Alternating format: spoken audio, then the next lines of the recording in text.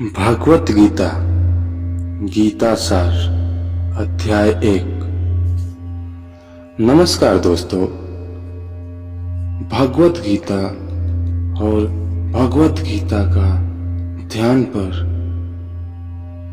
असंख्य लोगों ने काम किया है। जाने कितना ही गीता आपने सुनी भी होगी, परंतु मैं विकेश चौबे अब आपके सामने प्रस्तुत कर रहा हूँ भगवत गीता की एक और व्याख्या। क्या विशेष है इस गीता में? गीता में अगर कुछ विशेष है तो वो है श्री कृष्ण। बाकी हम सब साधन है, लेकिन ये मेरा खास प्रयास है कि ये हमारे आज के जमाने में ये ग्रंथ हमें रास्ता दिखाएं, आसानी से इसे गीता को समझ पाएं और अपने रोजमर्रा के जीवन में इसे अपने उपयोग कर पाएं। वैसे गीता के बारे में बहुत कुछ कहा गया है, शायद ही ऐसा कोई ग्रंथ होगा जिस पर इतना लिखा गया होगा। गीता में दुनिया का हर सवाल का जवाब लिखा गया है। गीता हमें जिंदगी जीने का कला सिखाता है। हम कह सकते हैं कि मनुष्य का जीवन में जो भी घटना होता है, जो भी परेशानियां होती है, उसे लड़ने के लिए हमारे श्री मद् भगवत गीता में उसका उपचार सब कुछ है। लेकिन कुछ लोगों को मालूम नहीं रहता है।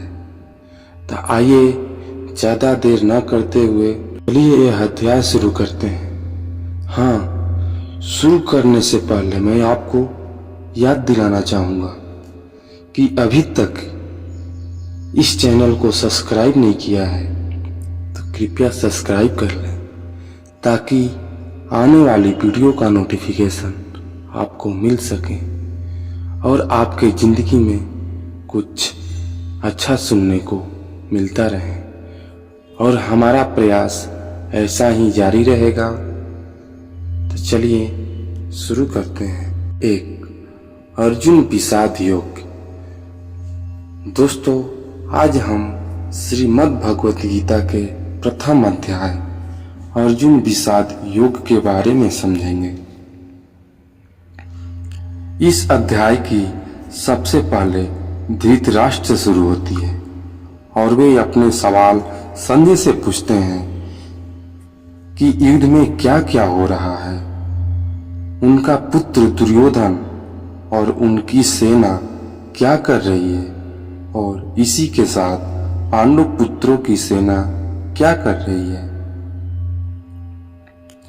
इसके बाद इस अध्याय में दोनों सेना ने शूरवीरों का वर्णन और इसके बाद अर्जुन का विषाद आता है, अर्थात अर्जुन का दुख, उनकी समस्या, उनका धर्म संकट। आइए जानते हैं। श्लोक के माध्यम से लिखा गया है। इसका तात्पर्य यह है कि इसमें धृतराष्ट्र संजय से पूछते हैं कि धर्म क्षेत्र कुरुक्षेत्र युद्ध में युद्ध करने के लिए एकत्रित मेरे और पांडवों के पुत्र क्या कर रहे हैं। धृतराष्ट्र यह जानना चाहते हैं कि आखिर युद्ध स्थल में क्या हो रहा है। धृतराष्ट्र जन्म से ही अंधे थे, परंतु वे आंखों से ही अंधे थे, अपने मन और मस्तिष्क से नहीं। उन्हें पता था कि वे धर्म के साथ नहीं हैं, क्योंकि धर्म तो श्री कृष्ण के पक्ष में था और श्री कृष्ण पांडवों के पक्ष में इस युद्ध में थे। अपने पुत्र के मोह में उन्होंने शांति की जगह युद्ध को चुना था, परंतु वे जानते थे कि इस युद्ध को जीतना आसान नहीं होगा। दोस्तों, जब हम भी अपने जीवन में कुछ गलत कर रहे होते हैं तो हमें भी पता होता है कि इसका परिणाम अच्छा नहीं होगा, और ऐसा ही धृतराष्ट्र के साथ भी हो रहा था। वे भी इसी डर की आशंका में दिखते थे। देखा हाल बताते हुए उत्तर देते हैं कि हे राजन, दुर्योधन पांडव की सेना के रचे हुए व्यूह को देख रहे हैं और यह बात गुरु द्रोणाचार्य को जाकर कहते हैं। संजय को दिव्य दृष्टि प्राप्त थी। वे युद्ध से दूर होकर भी युद्ध को देख सकते थे। वे जो भी अपनी दिव्य दृष्टि से युद्ध में देख रहे थे वहीं राजा धृतराष्ट्र को बता रहे थे। इसमें वे अपनी तरफ से कुछ नहीं कह रहे थे और युद्ध का आंखों देखा हाल बता रहे थे। उदाहरण के लिए जैसे हम वर्तमान में खेलों का सीधा प्रसारण सुनते हैं, कुछ इसी प्रकार संजय भी युद्ध का आंखों देखा हाल बता रहे थे। यह उन्हीं का दिव्य दृष्टि का फल था जिसे कि हमें गीता सुनने को मिली थी। तात्पर्य यह है कि आचार्य द्रुपद पुत्र धृष्टद्युम्न आपका ही बुद्धिमान शिष्य है। पांडव पुत्रों की यह बड़ी सेना की यह व्यूह का रचना धृष्टद्युम्न ने ही की है। व्यूहाकार रचना से मतलब है कि किसी विशेष तरीके से उस सेना के योद्धा खड़े हुए हैं। यह एक व्यूह जिसे भेद कर उस सेना में घुसना असंभव हो और यदि कोई उसमें घुसने में सफल भी हो जाए तो कभी वो बाहर ना आ सके। दोस्तों, जब शत्रु या समस्या को हम देखते हैं तब वह हमें बहुत बड़ी और विकराल दिखाई देती है और मन में यह डर भी रहता है कि कुछ कर गुजर के हम इसमें घुस भी गए तो क्या होगा? क्या हम इस समस्या से बाहर आ पाएंगे? क्या हम जीत पाएंगे? कुछ इसी प्रकार की सोच से दुर्योधन भी गुजर रहा है। पर यह है कि इसमें दुर्योधन पांडव पुत्रों की सेना के महान योद्धाओं के नाम ले रहा है तो आप अपने सामने खड़ी हुई सेना के योद्धाओं को जांचते और परखते हैं। वैसे ही इस स्थिति में दुर्योधन भी कर रहा है। दुर्योधन गुरु द्रोणाचार्य से कहता है कि बड़े बड़े धनुष वाले तथा युद्ध में भीष्म और अर्जुन के समान सूरवीर सात्यकी और विराट तथा महारथी राजा द्रुपद, धृष्टकेतु और चेकितान तथा बलवान काशीराज, पुरजित, कुंती भोज और मनुष्य में श्रेष्ठ सभ्य पराक्रमी युद्धमनु तथा बलवान उत्मौजा, सुभद्रा पुत्र अभिमन्यु एवं द्रौपदी के 5 पुत्र, ये सभी के सभी महारथी हैं। इससे हमें यह पता चलता है कि चाहे शत्रु हो या शत्रु के जैसे समस्या, उसके बारे में सब कुछ जानना चाहिए। दोस्तों, समस्या के हर पहलू में हमें वाकिफ होना चाहिए और उसमें हर अंग के बारे में हमें मालूम होना चाहिए, जैसा कि उस स्थिति में दुर्योधन भी कर रहा है। इसमें दुर्योधन आगे कहता है कि हे ब्राह्मण श्रेष्ठ, पांडवों की सेना के योद्धाओं को तो आपने देख लिया, अब आपने पक्ष में भी जो प्रधान हैं उनको भी आप समझ लीजिए। द्रोणाचार्य की जानकारी के लिए शत्रु की सेना के बाद दुर्योधन अपनी सेना के महारथियों को परिचय देता है। समस्या के बारे में सब कुछ जान लेने के बाद जब अपने पक्ष में सोचने की बारी आती है तो दोस्तों हमें भी यह जानना होता है कि हमारे पक्ष में कौन कौन से मजबूत बिंदु हैं जिसमें हम उस समस्या पर विजय प्राप्त कर सकें। जैसे कि आपने आपकी समस्या के हर पहलू के बारे में सोचा, तभी आपको स्वयं का भी आकलन कर लेना चाहिए।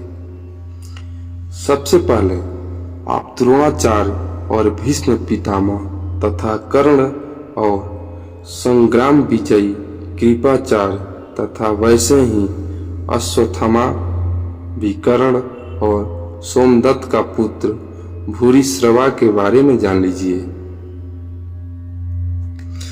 दोस्तों, जिस तरह से हम वर्तमान समय में हमारे जोखिम का आकलन करते हैं, वैसे ही दुर्योधन भी अपने शत्रु की सेना को देखते हैं।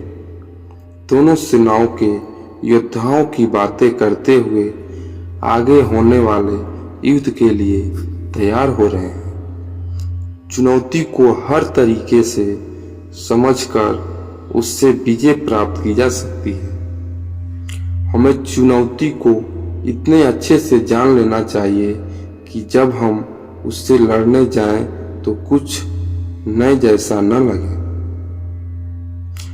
दुर्योधन गर्व के साथ कहता है कि मेरे लिए जीवन की आशा त्याग देने वाले की कोई कमी नहीं है।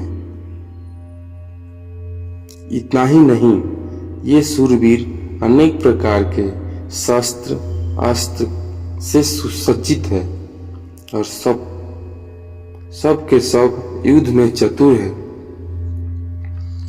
दुर्योधन के एक इशारे पर उनके सेना के शूरवीर लड़ने और मरने को तैयार है और उन्हीं को देखकर दुर्योधन खुश हो रहा है। दुर्योधन के साथ युद्ध में लड़ने के लिए शूरवीर थे जो उसके लिए मरने के लिए भी तैयार है। हम सब जब हमारे जीवन की चुनौतियों से लड़ते हैं तो हम हमारे साथ हमारा हुनर, हमारा हिम्मत, हमारा मेहनत, संगी और रिश्तेदार साथ होते हैं। दुर्योधन आगे कहता है, भीष्म पितामह द्वारा रक्षित उनकी सेना सब प्रकार से अजय है और वहीं शत्रु की सेना भीम द्वारा रक्षित है। दुर्योधन कहना चाहते हैं कि भीम की सेना को वो आसानी से जीत सकता है और यहाँ पर दुर्योधन अपना घमंड दिखा रहा है, जो हमें बिल्कुल भी नहीं करना चाहिए। क्योंकि अगर दुर्योधन जानता कि वो दूसरा सेना को हरा देगा तो वह युद्ध ही क्यों करता। युद्ध को जीतने के लिए दूसरों को हराना पड़ता है और यदि चुनौती एवं समस्याओं को देखकर हमें लगता है कि हम जीत जाएंगे तो उससे विश्वास या आत्मविश्वास तो हो सकता है, लेकिन घमंड नहीं। क्योंकि अगर घमंड हुआ तो वह सारे हमारे हारने की शुरुआत होगी। दोनों सेनाओं के इस तरह के वर्णन से दुर्योधन अपनी इस बात पर पहुंचाना चाहता था कि वो हर किसी को अपने अपने मोर्चों पर अपने जगह स्थिति रखते हुए निस्संदेह भीष्म पितामह की रक्षा करनी है। कहने का मतलब यह है कि किसी भी होने वाले युद्ध में उसकी रक्षा की जाती है जो उस युद्ध से सबसे ज्यादा आवश्यक होता है। जैसे कि दुर्योधन और उनकी सेना के लिए भीष्म पितामह है। भीष्म पितामह के हारने का मतलब था कि युद्ध हार जाना और उनके बचे रहने का मतलब यह है कि वे युद्ध हार नहीं सकते। अपनी सबसे बहुमूल्य चीज को तब तक बचा कर रखना चाहिए जब तक कि आप युद्ध में विजय प्राप्त न कर लें। होने वाले युद्ध की शंख उद्घोषणा होती है।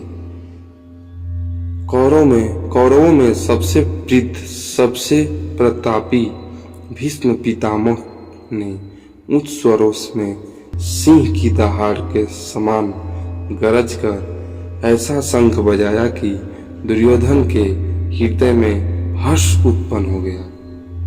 युद्ध जीतने के लिए अपने पक्ष में माहौल बनाना पड़ता है, खुद को दिलासा भी देना पड़ता है कि हम युद्ध जीतने में सक्षम हैं, और ऐसा भी भीष्म पितामह ने ही किया और ऐसा भी हमें भी करना चाहिए।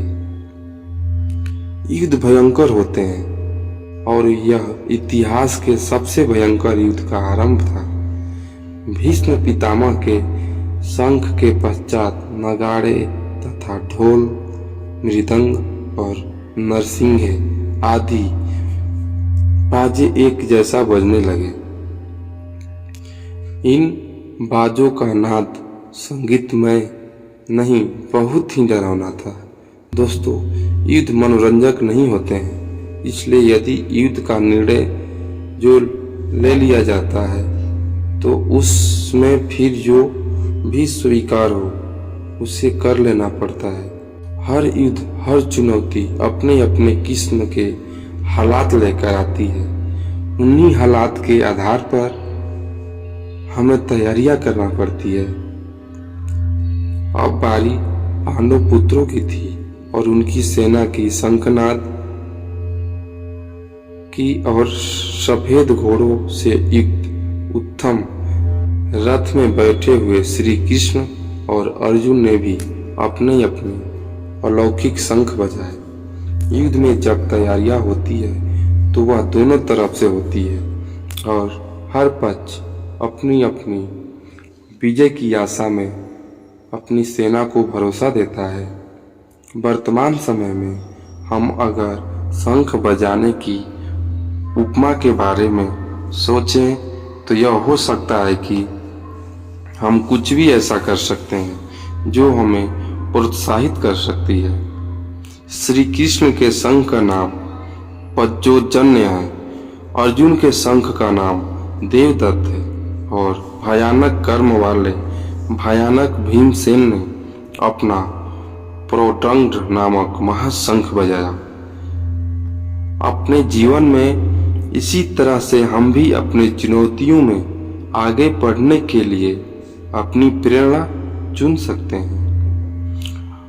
कुछ लोगों के लिए संगीत ऐसा कार्य करता है, कुछ के लिए भगवान को याद करना और कुछ के लिए माता पिता का आशीर्वाद उनकी प्रेरणा हो सकता है। हमें अपने अपने शंख का स्वयं चुन सकते हैं। पांडवों में सबसे बड़े भाई कुंती पुत्र राधा युधिष्ठिर ने अनंत विजयी नाम का और नकुल तथा सहदेव ने सुघोष एवं मणिपुष्पक नामक शंख बजाए। दोस्तों, प्रेरणा तो सभी को चाहिए और जैसे ही हमने देखा कि कैसे सब लोग युद्ध के लिए जीतने के लिए अपने अपने प्रयास कर रहे थे।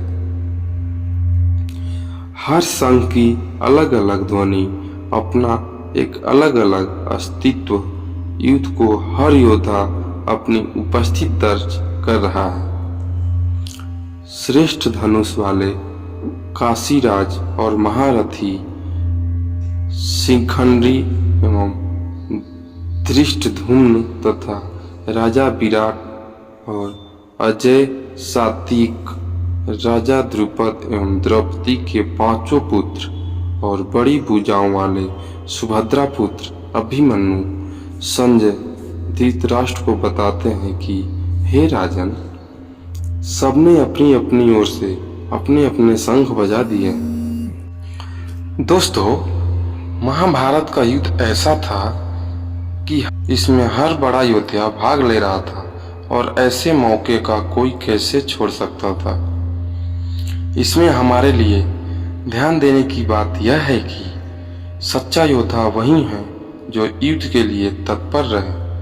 युद्ध को आप जीवन माने या चुनौती माने, जो भी माने, परंतु उसके लिए हमेशा तैयार रहें। इसलिए हर योद्धा शंख बजा बजाकर सबको अपने होने का अभ्यास करवा रहा था। इससे पहले जैसे आप शत्रु को अपनी शक्ति दिखाकर डराने का प्रयास करते हैं, वैसे भी यहाँ भी हो रहा है। संजय कहते हैं कि इस भयानक शब्द ने आकाश और पृथ्वी को भी गुंजाते हुए धृतराष्ट्र के अर्थात आपके पक्ष वाले के हृदय विदीर्ण कर दिए हैं। जब आप हुंकार भरते हैं तो बड़े से बड़े शत्रु को भी डर लगता है। यह हुंकार ऐसी होनी चाहिए कि शत्रु सोचे कि वह किससे युद्ध करने जा रहा है। आप कभी भी किसी से मिलने के लिए जाएं तो आपकी प्रतिभा ऐसी होनी चाहिए कि सामने वाले आपके कौशल से प्रभावित हो जाए। अर्जुन अपना मोर्चा बांधकर डटे हुए धृतराष्ट्र संबंधियों को देखते हैं। फिर अपना धनुष उठाकर ऋषिकेश श्री कृष्ण से कहते हैं कि हे इच्छुक, मेरे रथ को दोनों सेनाओं के बीच में खड़ा कीजिए। इच्छुक अर्थात अटल, जो अपने स्थान से हटाता नहीं, जिसका नाश नहीं हो सकता है। और श्री कृष्ण का एक नाम इच्छुत भी था। और अर्जुन अपने सारथी श्री कृष्ण से दोनों सेनाओं के बीच में जाने के लिए कह रहे हैं। अर्जुन ने श्री कृष्ण को इसलिए चुना था क्योंकि वे जानते थे कि जब साक्षात भगवान उनके साथ हैं तो इसका मतलब धर्म उनके साथ है, और जिनके साथ धर्म होता है वह कभी हार नहीं हो सकता है। दोस्तों, आज के जीवन का यह सबसे बड़ा ज्ञान है। युद्ध कोई भी हो सकता है, किसी भी प्रकार का, और आप दोनों पक्षों के बीच में जाकर आप युद्ध को सही अवस्था को जान सकते हैं। और युद्ध में यह भी जानना चाहिए कि युद्ध की गड़बड़ियां किसकी तरफ से है। अर्जुन श्री कृष्ण से कहते हैं कि हे कृष्ण, जब तक मैं युद्ध क्षेत्र में डटे हुए युद्ध के अभिलाषी इन विपक्षी योद्धाओं को भली भांति देख न लूं कि इस युद्ध रूपी व्यापार में मुझे किन किन के साथ युद्ध करना योग्य है, तब तक इस रथ को यहीं खड़े रखना। दोस्तों, हमें भी हमारी समस्या के बीच में खड़े होकर उससे भली भांति देखना और परखना चाहिए, और तभी निर्णय लेना चाहिए।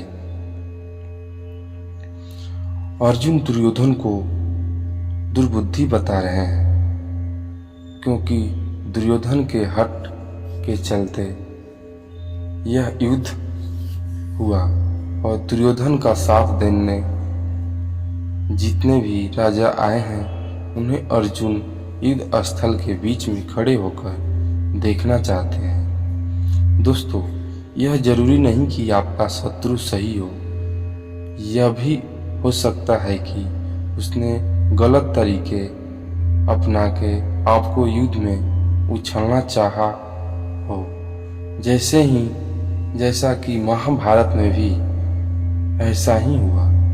युद्ध तो करना ही पड़ता है, और वह तभी करना चाहिए जब आप अपने शत्रु को अच्छे से देख और परख चुके हो और जान चुके हो।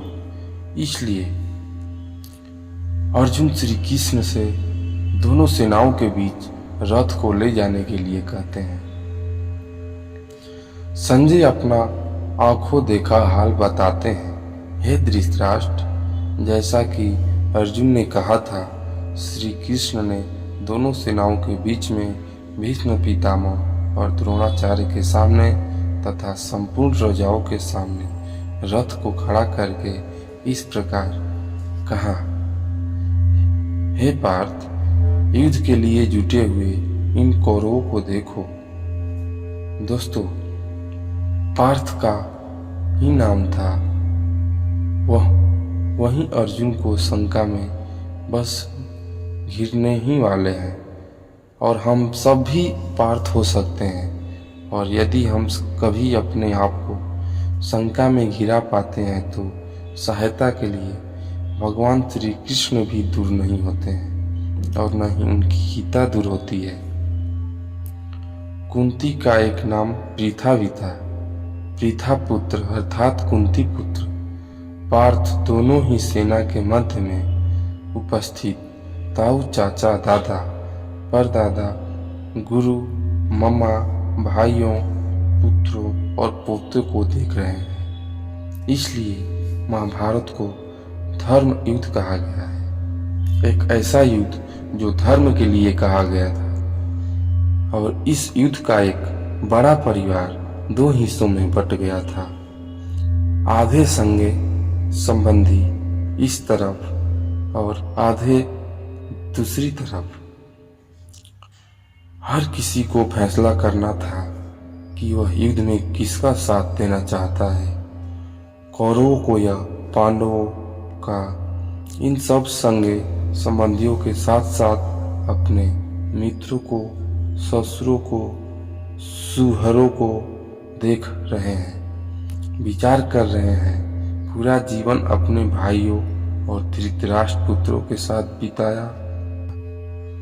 सारे संगे संबंधी एक ही तो हैं और दोनों पक्षों में अपने ही तो लोग हैं, किंतु अब आपनों को ही दो पक्ष बन गए हैं। इसमें से एक पक्ष शत्रु का है।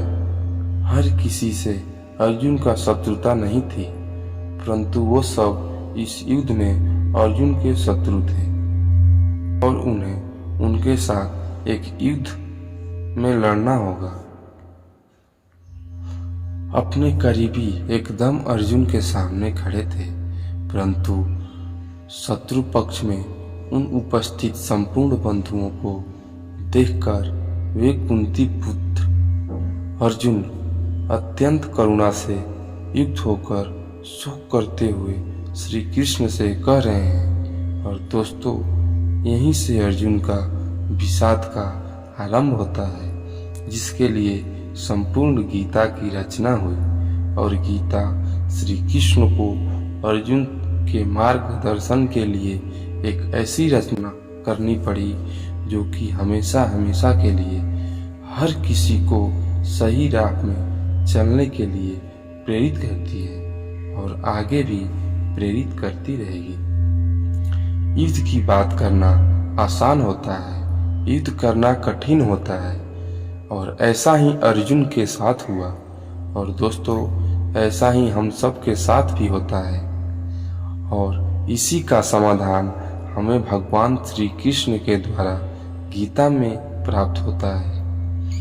सुखी अर्जुन कहते हैं, हे कृष्ण, युद्ध क्षेत्र में डटे हुए युद्ध के अभिलाषी इस स्वजन समुदाय अपनों को देखकर मेरे अंग शिथिला होते जा रहे हैं, जैसे कि अंगों में शक्ति न हो और मुख सूखा जा रहा है तथा मेरे शरीर में कंप और रोमांच हो रहा है। न जाने कितनी ही बार ऐसा हम सब के साथ होता है कि जब युद्ध के सम्मुख होते हैं तब शक्ति खत्म हो जाती है। इसके साथ परीक्षा की घड़ी के समय भी ऐसा ही घबराहट होती है। अर्जुन अपने दुख को बता रहे हैं। दोस्तों, उनका दुख हमारी दुविधाओं से अलग नहीं है। चाहे हम परीक्षा देने दे रहे हो या कोई व्यापार करने जा रहे हो या चाहे कोई खड़ा खेल खेलने जा रहे हो, कितने ही ऐसे अवसर आते हैं जहां हम अपने आप को अर्जुन की अवस्था में पाते हैं तो लगता है कि हम युद्ध के लायक नहीं हैं। अर्जुन के हाथ में उनका गांडीव धनुष गिर रहा है और त्वचा भी बहुत जल रही है तथा उनका वह मन भ्रमी सा हो रहा है, इसलिए वे खड़े रहने में भी समर्थ नहीं हो पा रहे हैं। विश्व का सबसे बड़ा योद्धा अर्जुन हताश है युद्ध से पहले अगर यदि आप अपने आप को कांपता हुआ पाते हैं और देखते हैं कि डर से आपका मुंह सूख रहा है, तो आपका निश्चित ही लगता है कि आप हारने वाले हैं और दुनिया खत्म सी होती दिखाई देती है और चारों तरफ अंधकार सा महसूस होता है। ऐसे ही समय में हमें एक मार्गदर्शक की जरूरत होती है और इसलिए अर्जुन कहते हैं, हे केशव, मैं लक्षणों को भी विपरीत ही देख रहा हूँ तथा युद्ध में स्वजन समुदाय को मारकर कल्याण भी नहीं दिखता, अर्थात अपनों की जान लेकर मुझे क्या फायदा होगा। अर्जुन बात को स्पष्ट रखते हैं और डर में सब व्यर्थ लगता है। अर्जुन कहते हैं, हे कृष्ण, मैं तो विजय चाहता हूँ और ना ही राज्य और ना ही मैं सुखों को चाहता हूँ। हे गोविंद, हमें ऐसा राज्य में क्या प्रयोजन है अथवा ऐसे भोगों और जीवन से भी क्या लाभ है। इस विषाद में, डर में अर्जुन सब कुछ छोड़ देने का और त्याग देने का तैयार है। धन दुनिया उन्हें कुछ भी नहीं चाहिए। वे ऐसे भयभीत और डर गए हैं कि दुनिया की हर खुशी को छोड़कर बस वह इस युद्ध को बचाना चाहते हैं। इन्हीं लक्षणों को हमें भी पहचानना है ताकि ऐसा अवस्था में हम भी वही करें जो भगवान श्री कृष्ण बताएंगे। अर्जुन कहते हैं, हमें जिनके लिए राज्य, भोग और सुखादि अभीष्ट हैं, वे ही सब धन और जीवन की आशा को त्याग कर युद्ध में खड़े हैं। दोस्तों, सोचिए, जब जीवन का हर कार्य हम अपने के लिए ही करते हैं, हमारा सारा काम, हमारे सारे फायदे, सुख शांति, भाग दौड़ अपनों के लिए ही होती है और यहाँ पर हमें अपनों को ही मारना पड़ रहा है। इससे बड़ी क्या दुविधा होगी। अब वह अपने आप को मारने के लिए खड़े हैं और अब आपको भी उन्हें मारना पड़ेगा। ऐसी दुनिया किसी काम की नहीं। यह उलझन अर्जुन के मन में है। अर्जुन के सामने खड़े हैं उनके गुरुजन, ताऊ, चाचा, लड़के, दादा, मामा, ससुर तथा पौत्र, साले और कई भी सारे संबंधी लोग वहां पर थे।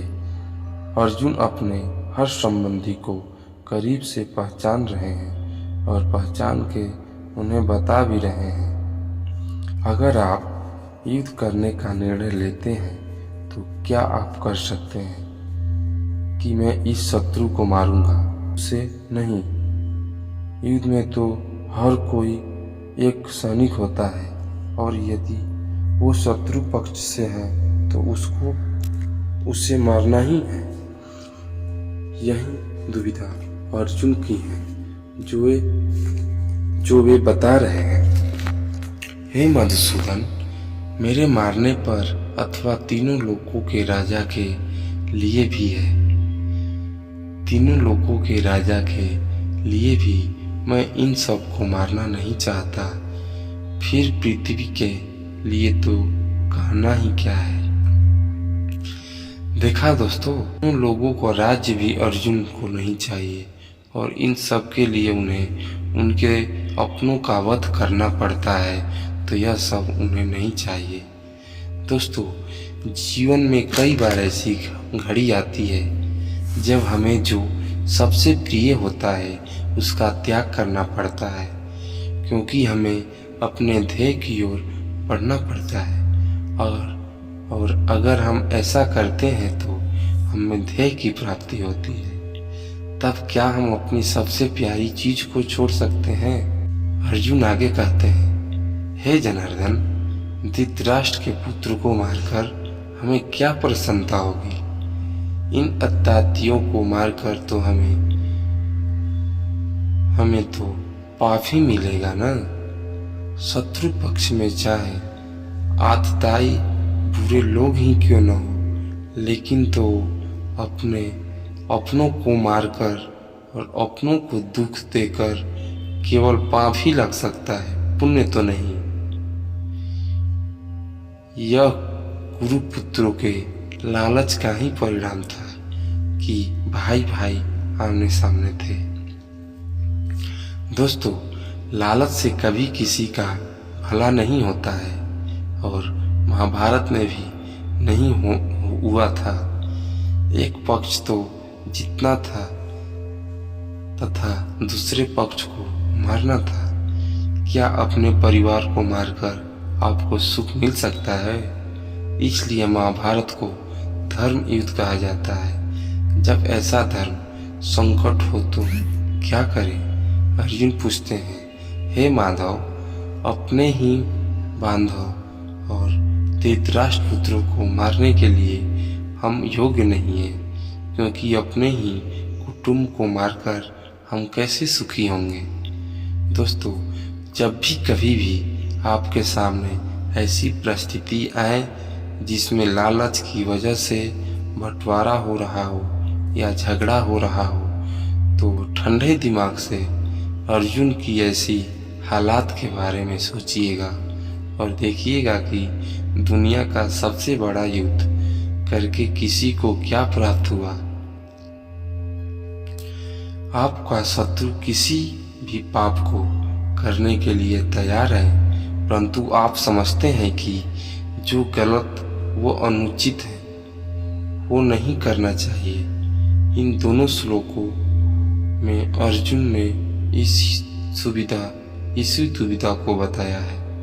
यद्यपि लोभ से भ्रष्ट चित्त हुए के लोग कुल के नाश से उत्पन्न दोष को और मित्रों से विरोध करने में पाप को नहीं देखते हैं, तो भी ये जनार्दन कुल के नाश को, उत्पन्न दोष को जानते हैं। हम लोगों को इस पाप से हटने के लिए क्या नहीं विचार करना चाहिए? आइए बताते हैं। दुश्मन गलत कर रहा है, वो ये नहीं समझता, लेकिन आप तो समझते हैं। समझदार होने के नाते आपको युद्ध से हटने के लिए नहीं सोचना चाहिए, लेकिन यदि आप युद्ध से हट गए तो उसे आपकी हार माननी जाएगी। उस समय आपकी हार मानी जाएगी। दोस्तों, क्या इसके लिए आप तैयार होंगे? जहाँ परिवार खत्म हो जाता है वहाँ कुछ नहीं बचता। कुल का नाश हो जाने का मतलब सब कुछ खत्म हो जाना होता है, और ऐसा ही स्थिति में अर्जुन फंसे हुए हैं। वो कहते हैं कि कुल के नाश से सनातन कुल का नष्ट हो जाते हैं तथा धर्म का नाश हो जाने पर संपूर्ण कुल में पाप भी बहुत फैल जाता है। अर्जुन जो कहना चाहते हैं वो यह है कि अगर परिवार नष्ट होता है तो धर्म नष्ट होता है, और जब धर्म नष्ट होता है तब संपूर्ण कुल में पाप बढ़ जाता है। परिवार ही है जो हमें अपने गुणों और आदर्शों से जोड़कर रखता है। उसके खत्म होते ही समाज में चारों तरफ पाप बढ़ने लगता है। दोस्तों, आप चाहें तो अपने चारों तरफ भी देख सकते हैं। जहाँ परिवार का सम्मान नहीं, वहाँ पर किसी भी बात का सम्मान नहीं होता है और समाज पतन की ओर ही जाता है। परिवार की भलाई उसकी स्त्रियों पर निर्भर करती है। अगर कोई घर बनाता है तो वह उस परिवार की महिला की वजह से बनता है। जिस घर में कोई महिला नहीं होती तो वह कहा जाता है कि उस घर का कोई भविष्य नहीं है। अगर किसी परिवार की स्त्रियां दूषित हो जाए तो उसका क्या असर पड़ता है? अर्जुन कहते हैं, हे कृष्ण, पाप के अधिक बढ़ जाने से कुल की स्त्रियां दूषित हो जाती हैं, और स्त्रियों के दूषित हो जाने पर शंकर का यहाँ पर मतलब है वर्ण या समाज की मर्यादाओं को सम्मान न देते हुए गलत तरीके से और गलत वर्णों के मेल से जब संतान की उत्पत्ति होती है तो वह सब कुछ खत्म कर देती है। दोस्तों, इसलिए समाज के नियम बड़े सोच समझ कर बनाए गए हैं और इतने हजारों वर्षों की सोच और नियमों को बिना सोचे समझे नहीं तोड़ना चाहिए। और अर्जुन इसी बात का वर्णन कर रहे हैं कि हे कृष्ण, वर्ण संस्कार कुलघातियों का और कुल को नरक में ले जाने के लिए ही होता है। लिप्त हुई पिंड और जल की क्रिया वाले अर्थात श्राद्ध और तर्पण से वंचित इनके पितृ लोग भी अधोगति का प्राप्त होते हैं। अर्जुन ने कहा, इन वर्ण संकर कारक दोषों से कुलघातियों के सनातन कुल धर्म और जाति धर्म नष्ट हो जाते हैं। जहाँ वर्ण संकर होता है वहाँ धर्म का नाश निश्चित है। जैसा कि अर्जुन ने बताया, वर्ण संकर की वजह से कुल के धर्म का नाश होता है और जाति के धर्म और नाश होता है। और जब कोई अपने धर्म का पालन नहीं करेगा, कर्तव्य निर्वाह नहीं करेगा और समाज मनमानी करके कोई नियम नहीं मानेगा तो फिर समाज के रूप में कैसे रह जाएगा। समाज तो नाम ही फायदे हैं। समाज तो नाम ही कायदे और कानून का है, जहाँ सब समान से बिना किसी डर के एक साथ रह सके।